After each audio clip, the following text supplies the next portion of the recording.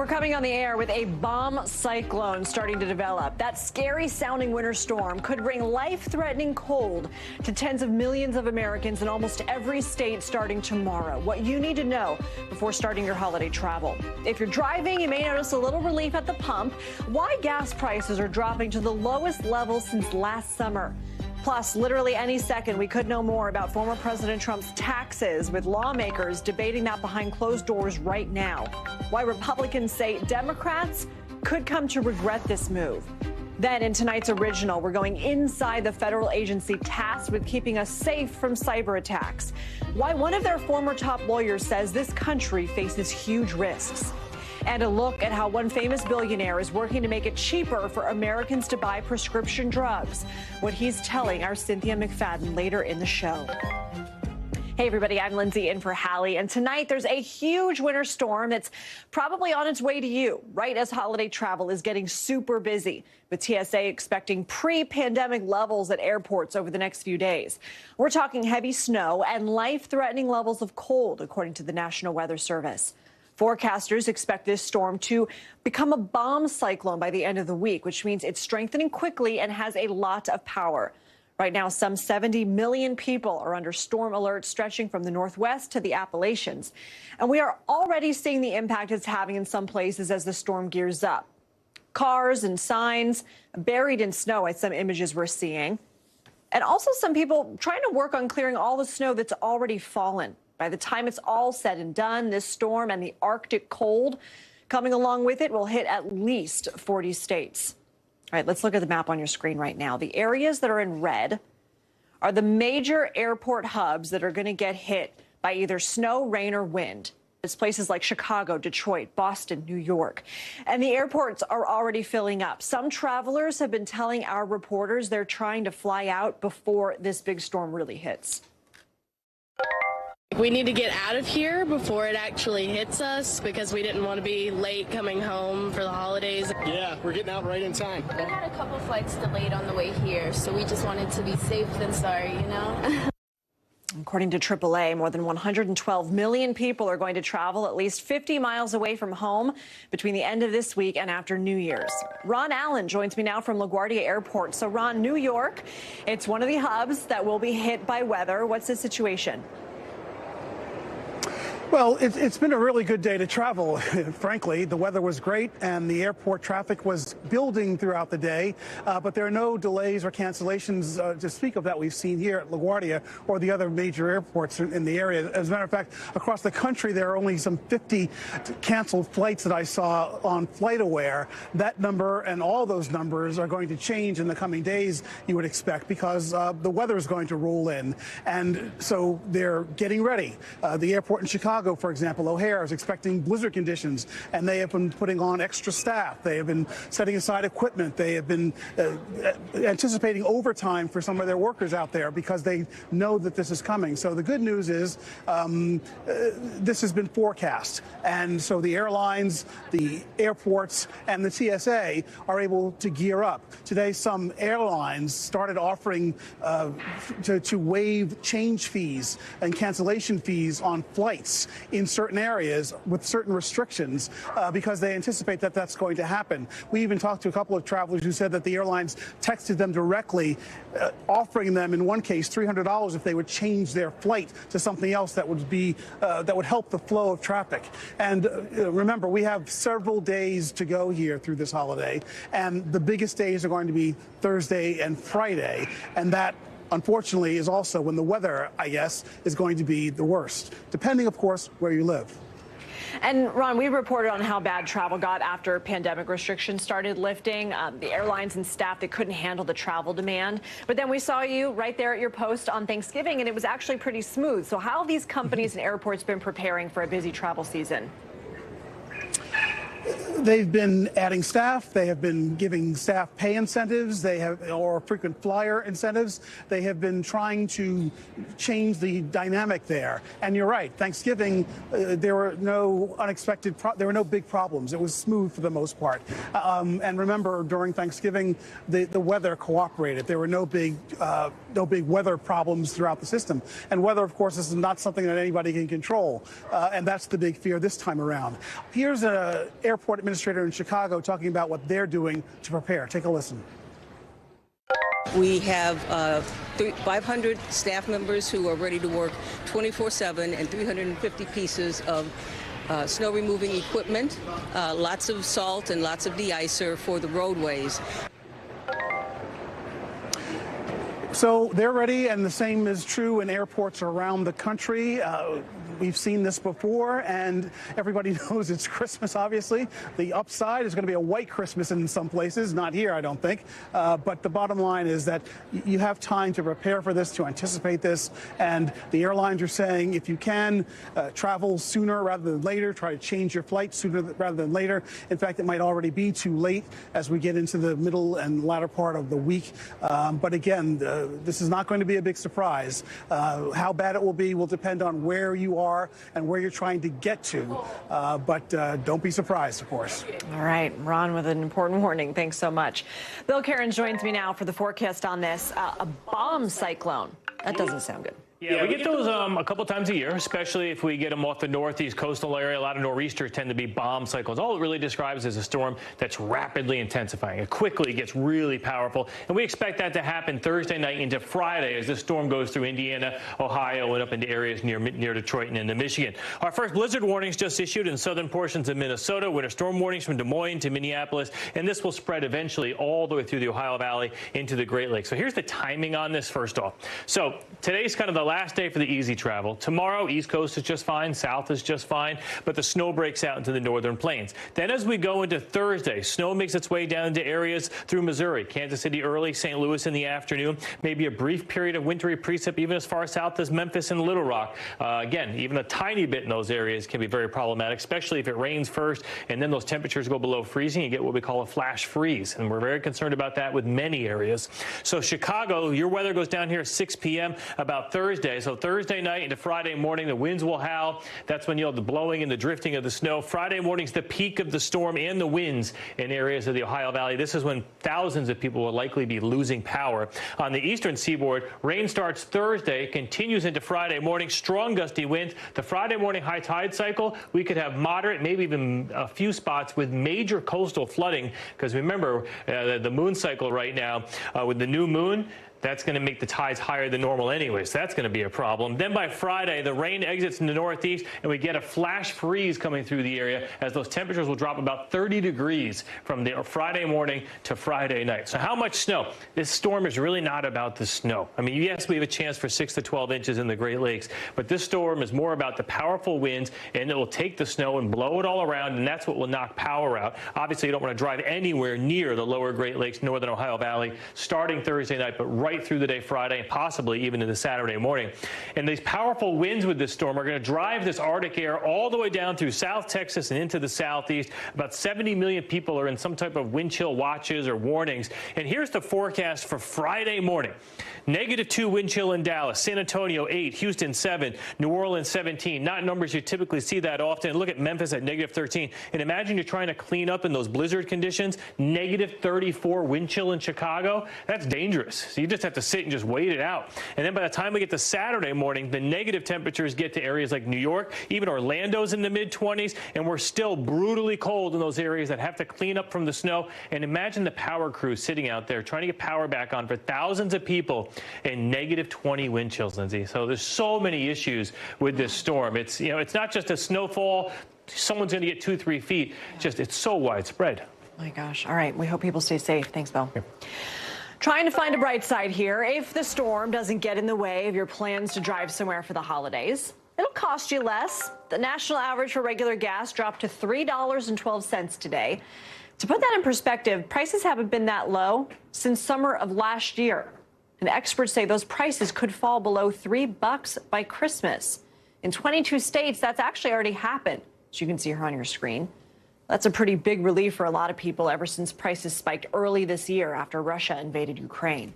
But now that demand and the cost of oil are dropping, prices are looking better. Brian Chung joins me now. So, Brian, gas prices were so high over the summer. These prices are a pretty stark contrast to that. Why are we seeing this drop? Yeah, you know, Lindsay, I actually just got back from Long Island earlier this afternoon. I was seeing $2.98 out there in New York State. So we're seeing this trend in many portions of the country. And as you mentioned, the national picture looks the same when you take a look at $3.12. That's what AAA says is the national average. And by the way, that's cheaper than the gallon of gas regular a year ago, which is not part of the story in this high inflationary environment. About a year ago, $3.31. That was the average. So all of this is kind of entering the fold at a time where there is indeed uncertainty about where the price of oil is going to go. But certainly one big picture that's helping all of this is the fact that OPEC Plus, the international cartel that controls the supply of gas, did not further cut the supply after cuts that they announced in October. There was discussion or maybe worry and concern that they would further cut. That didn't necessarily happen at a pace that oil watchers were expecting in November, which is one reason why we're seeing falling gas prices nationally, Lindsay. What does this mean in terms of what we could see moving forward? Because we know that it's not simply just supply and demand. Also, there are so many geopolitical forces that drive these costs, too. Yeah, absolutely. And you mentioned Russia and Ukraine. There is that news cycle that we saw just a few weeks ago where there were a number of price caps that were put on Russian oil by the G7 nations. There were also questions about, in response to those price caps of $60 a barrel, whether or not Russia would retaliate by shutting off their supply entirely, which could make prices spike. That hasn't happened necessarily, but there is a question over whether or not gas prices will bottom out sometime in the next few weeks, even as we continue to see those price declines. One big reason, China. If there is indeed further reopening from the COVID-related lockdowns that we've seen in the world's second largest economy, that high demand could take prices back up. So if you do go out and enjoy those under $3 a gallon gas out there, maybe enjoy it because it's not necessarily going to be a story throughout the rest of 2023. Okay. Brian, thanks so much. There's a lot happening on Capitol Hill right now. We're learning the January 6th committee is handing over documents to the Justice Department ahead of the report's public release. Says any moment now, we could learn whether we're going to see former President Trump's tax records. As you watch this right now, the House Ways and Means Committee is behind closed doors deciding their next move. It's a move they have to make ASAP because Republicans will back this committee in just 2 weeks. You see here the panel's chair, Richard Neal, gaveling in this meeting, which started a couple of hours ago. We're waiting to hear from him on what the committee has voted to do. Whatever the Democratic-led committee decides, it ends a years-long saga that went all the way up to the Supreme Court. The former president furiously fought to keep his records hidden from the view of Congress and the public. But we already know some of those records from the New York Times, who reported 2 years ago that Trump paid just $750 in federal taxes back in 2016 and 17. Ryan Nobles is on Capitol Hill. So, Ryan, as we wait, what is motivating House Democrats at this point to make sure the public sees these records, knowing Trump is no longer in office? Well, they really want to set a precedent here for presidents or candidates for president to show the American people their financial background, in particular because it could lead to conflicts of interest. It could also lead to issues that could influence the way they do business as president of the United States. And if Trump's tax returns were to be released, it would reveal a lot about what we know and don't know about his financial picture. It would give us an idea of his total yearly income. It would tell things like the state of his finances while he was in office. Also, how much he didn't report of the losses that he incurred. Also, things like the sources of income. That is something that is of particular interest to the committee. And it also would tell us about his charitable contributions and that lengthy audit by the IRS, which, of course, you'll remember was his main reason for not making his tax returns public. So the committee's still deliberating this. They've been behind closed doors now for more than 2 hours before they come up with a plan. They have a range of options as to what they could and could not make public, and we should get some insight into that once the committee gavels out later this evening. Well, I want to play what the top Republican on this committee, Texas Congressman Kevin Brady, had to say before the meeting. In the long run, we believe even Democrats will come to regret this. I would urge them at this point to turn back from what they're about to embark on. Ryan, what do we read into those comments? Why does he feel that Democrats may come to regret this if they vote to release these returns?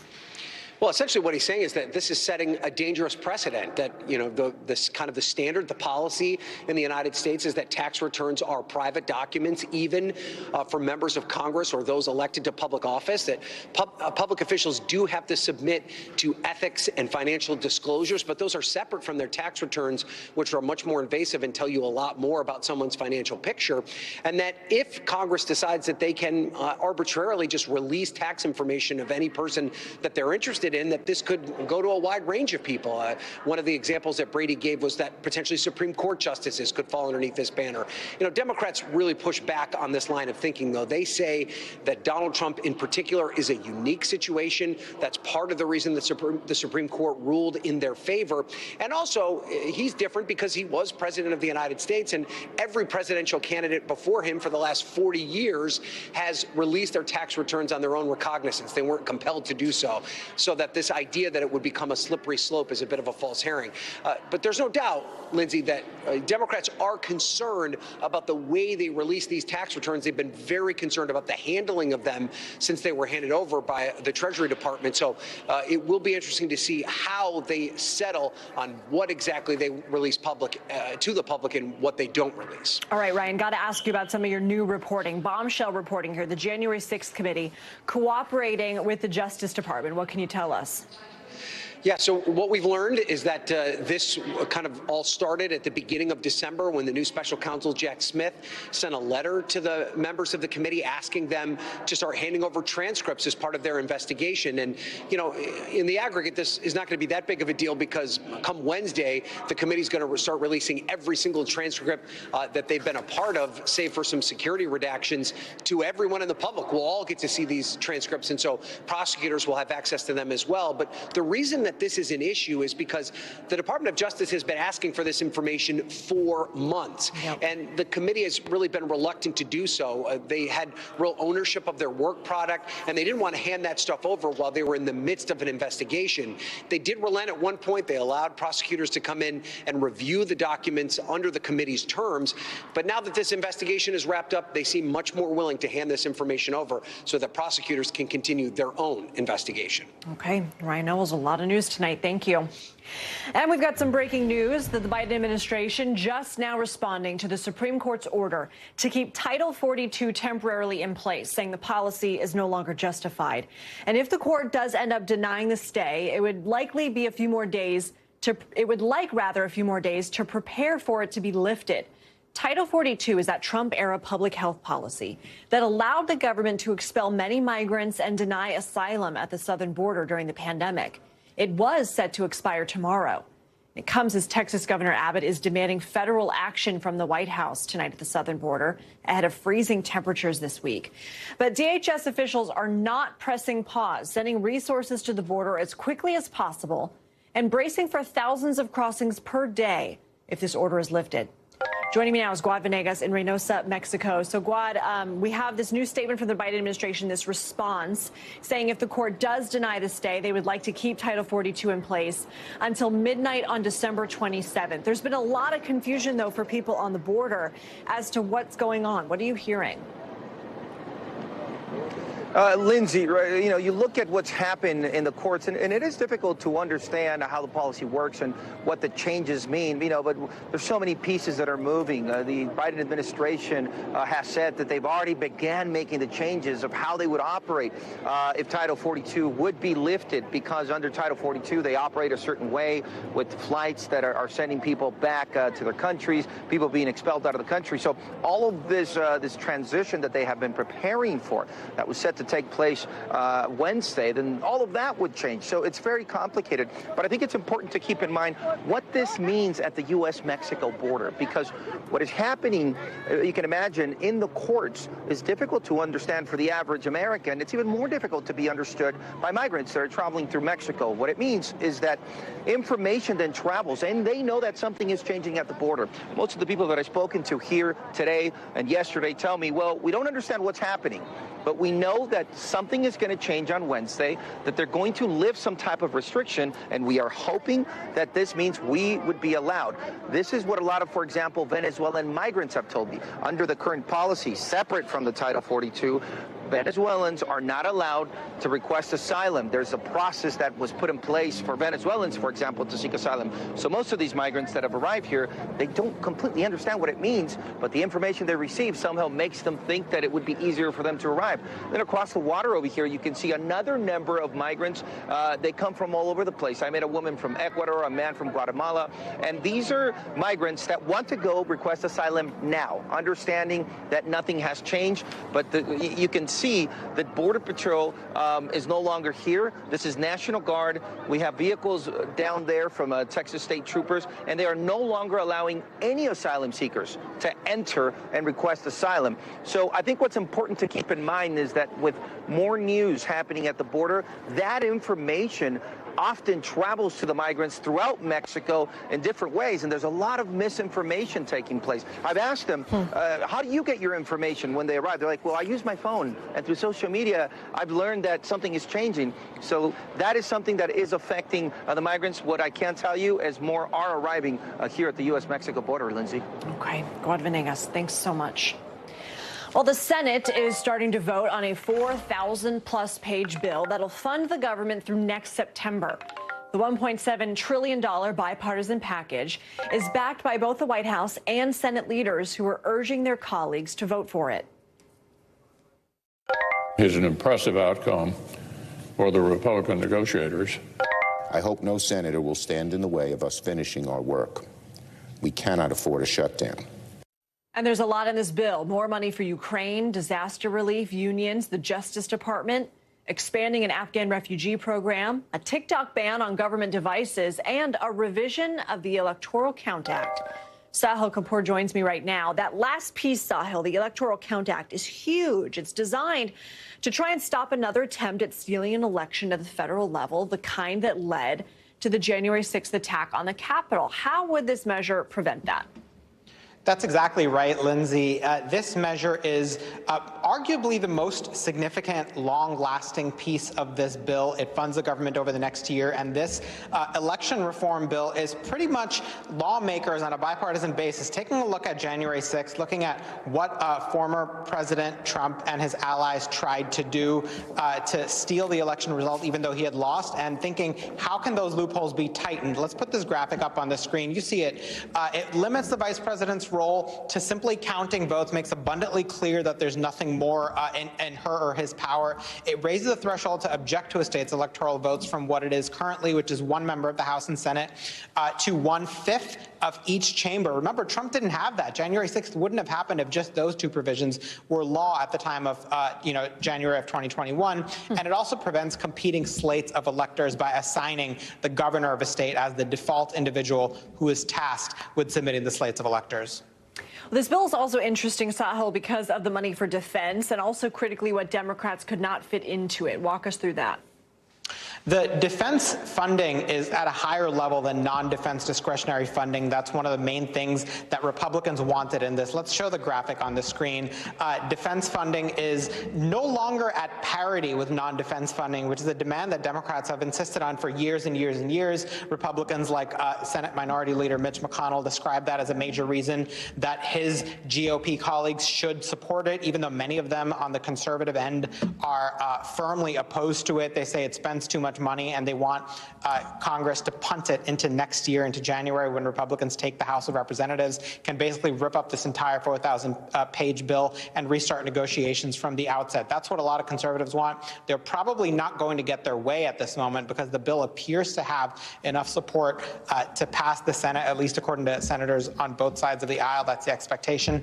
And then it would go to the House of Representatives before getting to President Biden's desk. The deadline is Friday at midnight. Now, a couple of things were not included in this bill. And remember, this is the last train leaving the station in the Democratic trifecta. It's unlikely that these provisions will be passed at all. Let's put those up on the screen. They include various immigration provisions that Democrats wanted regarding Dreamers. Those will not be in there. The child tax credit expansion, Safe Banking Act with regard to cannabis, legitimate cannabis businesses, making sure their financing is not harmed. And some also wanted a debt limit increase to prevent the next Congress from having to deal with it under a narrow House Republican majority. That also won't be in it. Lindsay. All right, Sahil Kapoor, thank you. 2 people have died, 11 are reported injured, and more than 70,000 people are without power after a 6.4 magnitude earthquake shook Northern California in the middle of the night. That strong earthquake brought more than 24 aftershocks, including at least 5 that were magnitude 3 or higher. There's widespread damage to homes and roads, including a section of a historic bridge you can see here. Steve Patterson joins me now. Steve, what are folks telling you about their experience and how they're doing? Well, one of the things I've just learned, Lindsay, is you can't talk about these earthquakes in the past tense. There was a press conference that is now underway in Humboldt County about 20 minutes ago or so. The beginning, though, was minorly delayed because of another one of those aftershocks that you just mentioned. There have been at least 50 of them in that at least direct area. One you mentioned that some of them are stronger than 3.0. One has been as high as 4.6. So they're still going through it there. This earthquake started at about 2:30 this morning. People report hearing and feeling this thing for about 15 to 20 seconds. A 6.4 for that long means it's intense. There has been widespread damage. You look at the video, of course, items have fallen off of store shelves. Of course, there have been cracks in the ground, cracks in the earth, cracks in the roadway. But there's been some real structural damage as well. Some gas leaks have been reported in the area. So these crews are running around trying to restore that, trying to restore the power, which is out to so many people. Pretty much the entirety of that county is without power, and running water. We're just hearing from that press conference I was telling you about that is just underway. Rio Dell, one of the hardest hit areas, no running water, they say, for probably the next 24 to 48 hours. So to answer your question, it's still going because of all these aftershocks, but they're dealing with it pretty heavily right now. What about power? I mean, it's pretty cold in that region right now. Yeah, 71,000 people without power. We checked, maybe in this latest press conference, there'd be an update on that. There was one before that. That's a number that is held now for the past 6-7 hours or so. So I think they are working as fast as they can. They have to do it in quadrants. It is a wide area that was hit, and it's still being hit by aftershocks. So they have to be careful while they do this work. It's going to take some time, Lindsay. All right, Steve Patterson, thanks so much. Yeah. Former Texas police officer Aaron Dean has been sentenced to nearly 12 years in prison for the fatal shooting of Atatiana Jefferson. Dean was found guilty of manslaughter in the death of the 28-year-old black woman. Dean, who is white, did face up to 20 years in prison. He shot and killed Jefferson through a window of her Fort Worth home after responding to a non-emergency wellness call by a neighbor who noticed an open front door. Atatiana Jefferson's family addressed Dean today in court. What you thought when you shot our baby through her heart was that you were gonna put her light out. That's what you thought. But I'm here to tell you that Atatiana was that light that refuses to die. Powerful words there. Still to come, 6 months after the mass shooting at Robb Elementary, the school district failed a key security test. How officials say they plan to keep students safe when they return. Plus, an incoming Republican congressman is being accused of making up his resume. What we're learning about his past. Stay with us.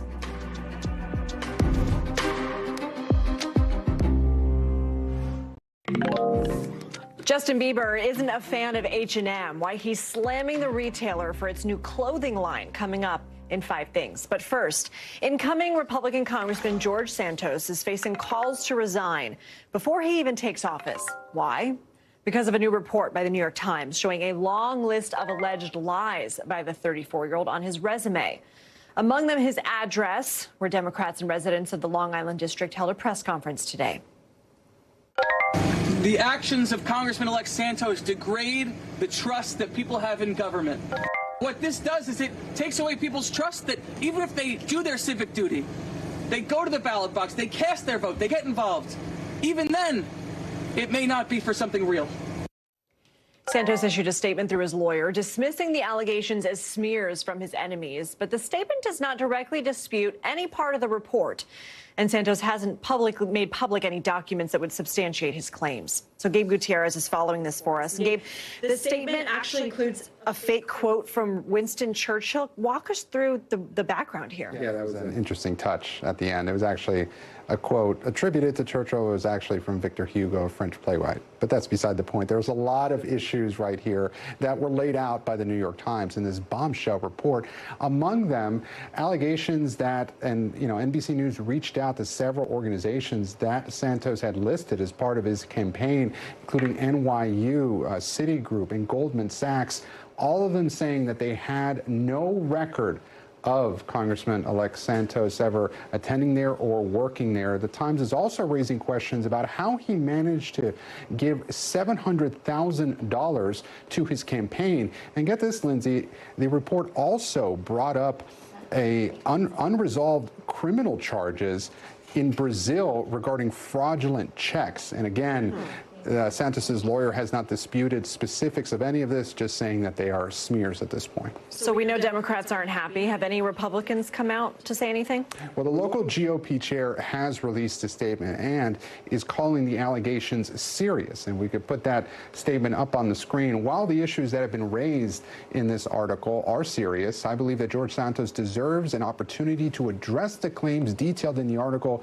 which have been repeated by other news sources. Every person deserves an opportunity to clear his or her name in the face of accusations. So that very general statement from the local GOP. Democrats, though, are calling for a health ethics investigation here. Unclear what they can really do, though. Of course, he's set to be sworn in just a few weeks. By the way, Lindsay, what's also interesting and what some Democrats are wondering here, why didn't these allegations surface sooner, considering that he ran for Congress unsuccessfully in 2020 before he pulled off this upset just a few weeks ago? Very interesting. We'll stay on top of it, Gabe. Thank you. All right, let's get you over to the 5 things our team thinks you should know about tonight. Number 1, the Uvalde School District failed a key security test this month. The district superintendent announced the result of a security audit yesterday. The program was put in place after the mass shooting at Robb Elementary School this year. Well, an undercover inspector posed as an intruder and gained access to the school cafeteria through a faulty door. The district will now be checking doors and training staff before classes return in January. Number 2, a German court today convicted a former secretary at a Nazi concentration camp. 97-year-old Irmgard Furchner faces a 2-year suspended sentence for being an accessory to the murder of more than 10,000 people. German media has named Furchner the Secretary of Evil. Earlier this month, Furchner said she was sorry for what had happened. Number 3, the Taliban today released 2 Americans from detention in Afghanistan in what they're calling a goodwill gesture. But this comes the same day they banned women in Afghanistan from attending universities. The ban goes into effect immediately. It's the latest move from the Taliban to restrict women's rights. They are already banned from middle and high schools. Number 4, Justin Bieber slamming the clothing brand H&M for using his face on its products. He posted on his Instagram story saying he didn't approve any of the merch, and he added, "It's trash," and he told followers not to buy it. In a statement to NBC News, H&M says they, quote, followed proper approval procedures. Bieber did not say which items he was talking about. Number 5, thousands of fans in Argentina today celebrating the new World Cup champions. They lined the streets to get a glimpse of the team as they rode around Buenos Aires. And the president declared today a national holiday. If winning wasn't enough for star Lionel Messi, his Instagram post holding up the trophy is now the most liked photo on the platform, according to the Guinness Book of World Records. When we come back, tonight's original has a rare look inside U.S. Cyber Command, why one former top official says Americans are extremely vulnerable to foreign cyber attacks.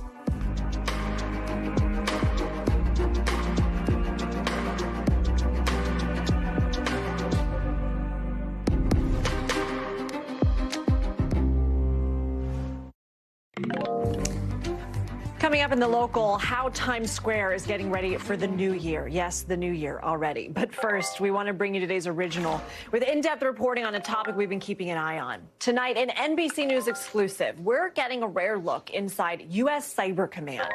Cybercom's mission is to protect against foreign cyber intrusions and to use cyber weapons against adversaries when necessary. Now, one of their former top lawyers reveals just how vulnerable America is when it comes to potential cyber attacks. NBC correspondent Ken Delanian has the story. Americans are extremely vulnerable to foreign cyber attacks, says Kurt Sanger. There's just too many devices, too many wires, buttons, lights, you name it, that need to be protected, and we just can't get to it all. Sanger, a recently retired Marine and former top lawyer at U.S. Cyber Command, says it's not a pretty picture. He tells NBC News that Cyber Command, the secretive headquarters of the military's hacking corps, can't operate on U.S. networks, meaning it can't always defend American companies like Colonial Pipeline, shut down by a ransomware attack in April. There's a lot more that needs to be protected that are connected to these systems that are vital to the American way of life. It sounds like what you're saying is there's really no way to button that up 100%. We're always going to be vulnerable to that. Unless something significant changes about cyberspace and the internet, or some great advances made with regard to cybersecurity, it's going to be very difficult to prevent adversaries from getting into our systems 100%. Countries like Russia and China can do serious damage to the United States, but the U.S. could do the same to them. So, he says, foreign adversaries take a different approach. So what they're doing now is piece by piece and little by little using cyberspace to diminish the United States, whether it's through taking our intellectual property, making us worry about our critical infrastructure, or just learning things about Americans that they may want to compromise at some point. Still, he says, there have been big successes, most of which he can't talk about. There's some things that we've done that I'm very proud of, and Cyber Command needs to keep what it does behind closed doors in order to make sure the next operation will be successful. Especially secret is the use of offensive cyber weapons. In one of the few operations that has been publicized, Cybercom took down the Islamic State's propaganda network in 2016. There could be years of analysis of intelligence, cybersecurity information, of surveilling our adversaries that contributes to the operation that goes on to be successful. Sanger says Cyber Command also has helped Ukraine fend off Russian cyber attacks. Just the knowledge that Ukraine has U.S. operators working on their systems, some of the best in the world, that we are combining our efforts, has to factor into Russia's calculus in terms of the way they approach Ukrainian networks. But at home, more work needs to be done. Yeah, and there are very scary things that aren't really that obvious that you need to think about. For example, a water treatment plant in Florida a couple of years ago, there was an increased amount of lye put into the water, the drinking water, through a cyber activity that could have injured a lot of people. Luckily, they caught it right away, but that was largely a product of luck. Sanger is now off to the private sector, where he will try to defend U.S. networks in a different way. And Ken joins me now. So, Ken, the current Cybercom leaders just shed light, a little light at least, on how they sought to protect the midterms from foreign interference. What'd they tell you? Yeah, in a rare meeting with reporters, Lindsay, some of those Cybercom leaders said that they conducted both offensive and defensive operations against adversaries around the midterm elections to make sure countries like Russia, China, and Iran did not interfere. But one official said that they were surprised, actually, about how little, particularly Russia and Iran, were doing this time around, and they chalked that up to those countries being quite distracted. Russia with the war in Iran, with the war in Ukraine, and Iran with the unrest at home, the civil demonstrations going on over repression there. So dodged a bullet, but they will continue to be defending U.S. networks for the next election and beyond, Lindsay. And Ken, usually these people are pretty buttoned up. How did you get them to be so forthcoming with you? Well, Kurt Sanger, as you saw there, has retired after a long career in the Marine Corps and many years behind the scenes at Cyber Command, and he wants to get the message out because so little is ever discussed about this very secretive unit. He wanted to talk a little bit about what it was like to work there and some of the work that they've done. Obviously, he was very constrained about what exactly he could discuss, Lindsay. Fascinating anyway. Ken, thanks so much. Coming up, the one-on-one interview with Mark Cuban, how the billionaire businessman is trying to cut the costs of prescription drugs for millions. Plus, why the winner of the 2021 Boston Marathon is being stripped of her title.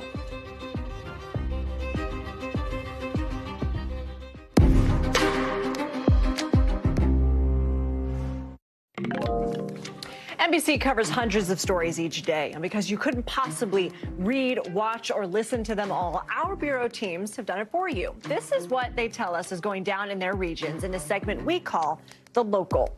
From our West Coast Bureau, Oregon regulators approved a rule to ban the sale of new gas-powered cars by 2035. The rule is based on the standards California announced in August. The rule will not apply to the sale of used cars. An Oregon commissioner who voted against the rule said many people, especially those in rural areas, don't have easy access to EV charging stations. From our Northeast Bureau, the 2021 Boston Marathon has a new women's winner as of today. The Athletics Integrity Unit said today Diana Kipyuki was stripped of her title for doping and tampering and is banned for 6 years. Now Edna Kiplagat is officially the winner. She actually finished 23 seconds behind Kipyuki. It's her second Boston Marathon win, the first in 2017. From our Northeast Bureau, it's almost the new year, which means New York City, which means the ball drop. The 7-foot-tall 2023 numbers arrived in Times Square today. And of course, people were out taking pictures with the numbers just a few days before they go up on top of that beautiful big building. Tonight, a one-on-one sit-down with billionaire tech entrepreneur Mark Cuban, who may have just helped revolutionize the cost of generic drugs. You may know him from Shark Tank or as the owner of the NBA's Dallas Mavericks, but he's also now a co-founder of a new online pharmacy company that provides generic drugs to consumers at a lower cost than you would find at a retail pharmacy chain. And you don't need insurance. NBC's Cynthia McFadden got the scoop. The concept is very simple. We want to be the low-cost provider of any medication we're legally able to sell. Period? Period, end of story. That's it. We're lean, mean, medication-selling machine. To put this in perspective, recent data from HHS shows just over 1,200 prescription drugs had price increases between July of 2021 and July of 2022 that exceeded the inflation rate, with the average increase over 31%. Joining me right now is Cynthia McFadden. It sounds too good to be true, but you've been diving into this. How does it work, especially with no insurance? Well, so it's just 10 months in, so there are still some kinks to be worked out. Only 350 medications are available on cost plus drugs. But having said that, we compared. And one leukemia drug, by way of example, if you just went to a regular old pharmacy and got it filled, $1,500. With insurance, it might be about $30. But Mark Cuban doesn't take insurance, and at his cost plus drugs, it was $19.50. How much of a supply is that? Sorry, that's a detail. But well, a monthly supply. A month's supply. But think, $1,500 to $19.50. I mean, he's a disruptor, and if he can really do what he says he's going to do by eliminating all the middlemen, taking insurance out of it, you might just be onto something. He says, he wants to break the back, though, of the really big life-saving drugs like insulin, like generic Narcan, like generic EpiPens as well, before he really wants to declare victory. So is the idea here, yes, cutting out the middlemen is only part of the expense. Is the idea also that this is a billionaire who doesn't necessarily care about profits? Well, he cares about profits, but good question. So far, he's not making any money. He says he's not. He's self-funding the entire thing. He doesn't have investors. The idea came to him across the transom, because of what he does with Shark Tank. He gets thousands of folks every day saying, hey, invest in my company. He answers them all himself. He says, if you don't get me in the first 10 seconds, I go delete. But this doctor who wrote to him from Colorado got his interest, and he's going with it. So, obviously, he's Mark Cuban. Yep. But you're Cynthia McFadden. There you go. How did you convince him to sit down and talk about this? I wish I could say I did, but Lauren Dunn, who is one of the heads of our medical department here at NBC News, did the persuading. I mean, it took a while because at first they couldn't figure out how to get hold of the PR department. There is no PR department. Well, no middleman, there is no marketing division. Wow. So literally, it took a while, but, he sat down. We talked for about 2 hours. And let me tell you something. This is not your... Whatever you might think a billionaire guy with $5 billion might be like, Mark Cuban is not that guy. Wait till you see his office in the piece tonight on Nightly News. It is cement floor, no window, nothing on the walls. He says, yeah, it's sort of from my 1980s office. I want to spend my money where I can make a difference. And who cares about offices? Wow. He's a very interesting guy. Minimalist. So, where's the passion from, Mark? Why? He holds up his hand, and one of his fingers is severely bent. He says, you know what? I grew up working class family outside Pittsburgh. My dad put upholstery in cars. My mom did odd jobs. We didn't have enough money to always be able to make ends meet and get the kind of I don't want to read about people having to not pay their mortgage because they can't afford their insulin. It's not okay. Yeah. Only company he's ever put his name on is this one. And he says, because this is the company I want my kids to remember me for. Very interesting. All right, we can watch tonight Nightly News, right? You may. Okay. Thank you Hope so you will. much. All right, let's talk about some big news here coming up, because the White House and Congress are preparing for a potential visit from Ukrainian President Volodymyr Zelenskyy tomorrow. That's according to 5 sources talking with our team down in D.C. If it happens, it would be his first known trip out of Ukraine since the start of the war. And it's possible Zelenskyy could address a joint session of Congress tomorrow night, just as lawmakers are preparing to vote on another massive round of Ukraine aid. Let's go to Monica Alba at the White House. So, Monica, what more do we know about the preparations for this visit, and why now? This is really significant if it comes to pass, Lindsay, and we have to stress here that all of our sources on Capitol Hill and elsewhere are talking about this in the terms of if, because it is not set in stone.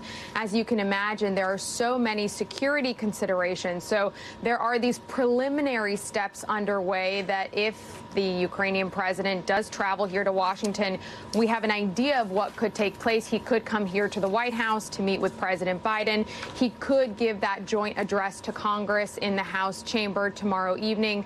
But again, there's a lot of different moving parts, given this would be his first known trip outside of Ukraine since the war began. This is something I'm told by sources that I have been talking to that has been discussed for some time, but given the sensitivity, there was always a nervousness to try to attach any other kind of information to it. But it, of course, comes against the backdrop of the U.S. preparing to announce as early as tomorrow a new aid package for Ukraine that would include the new Patriot missile defense system, something they've been asking for some time. So if that announcement comes out of here with the president standing next to the president of Ukraine, of course, that is a very powerful and significant image in the continued support that the U.S. has had for Ukraine in this war, of course, after Russia's invasion earlier this year. So we don't know exactly yet how this will take place, but I can also tell you that a European official familiar with the planning was aware of some of these preliminary steps, as well as U.S. Capitol Police officers who did see something of a walkthrough today if this takes place. Speaker Nancy Pelosi also hinted at a very special joint address of Congress tomorrow evening to wrap up the session. So that was another hint or clue. But again, all of this, until it really happens, is incredibly delicate, as you can imagine, Lindsay. Of course, understandably so. Monica Alba, thank you. We talk about how we're all feeling the effects of climate change, and NBC News Now Tonight is looking at one area that seems to be ground zero for climate change: East Africa. We go to Kenya, a place where its land was once filled with life but is now looking like a desert. Kenya and Somalia have suffered from years-long droughts. The climate is only making the hunger crisis there worse. People searching for any way to find food and water to stay alive. NBC's Keir Simmons is hosting tonight's special and joins us now. So, Keir, you reported on this, and after your recent trip to Kenya, what have you been hearing since that reporting? Has anything changed at all? Oh, things are getting worse, Lindsay, and I think we're going to see them get worse and worse and worse, because now we're into years-long drought in East Africa. It is causing incredible hardship, including Somalia, for example, on the brink of famine. And at the same time, after some of the reporting that we have done so far, there has been an enormous amount of giving by Americans, NBC viewers, hundreds of thousands of dollars. So, you know, kind of there's light and shade here in terms of it's really, really tough. You can't say it's not. And yet at the same time, people just doing their best to help to be there. And there was one person in particular, the headmistress of a girls' school, who we met, who, despite the fact that her school only just has fresh water, some of the children can't eat through the day because they don't have enough food. Despite that, she is mentoring all of these young women to look to the future. Take a listen. You can show these girls that a woman can make it. Can make it. Can make it in life. Even in these harsh times, with the little they have, with no food, they can still make it. And Lindsay, here's the really big point, I think, about this part of the world. They aren't causing climate change. They haven't contributed to climate change in any significant way, and yet they are suffering terribly from the consequences of climate change. And I think that's one of the reasons why the world has a responsibility to help in a sustainable way. Kira, you spent some time there with you and your team. You talked about the headmistress there that you spoke to. What else stays in your mind when you think about this? You know, we went to one area and we found a community, Lindsay, digging into the ground, like risking their lives, getting down into the sand, way down, women and children, just to try and get water so that their animals could drink so they could eat. I mean, extraordinary. And in our special, we have a range of guests who really get into the detail of what can be done to help and talk about, for example, this challenge of saying, OK, the world needs to do things to try and deal with climate change, but actually it's happening right now. We also need to be there trying to mitigate the consequences of climate change for communities like this. I've got to tell you, you know, that Kenya and many of these countries in that part of Africa are colourful, wonderful, incredible places. And to see the suffering for some people there, and it is millions, it's absolutely heartbreaking. Kira, highlighting why your reporting is all the more important. Thank you so much. And we will tune in to watch the full special, Scorched East Africa's Climate Crisis, hosted by Kira, tonight at 10:30 p.m. Eastern on NBC News Now. That's a wrap for me. We're going to have more for you here tomorrow, same time, same place. Coverage picks up right now. Thanks for watching our YouTube channel. Follow today's top stories and breaking news by downloading the NBC News app.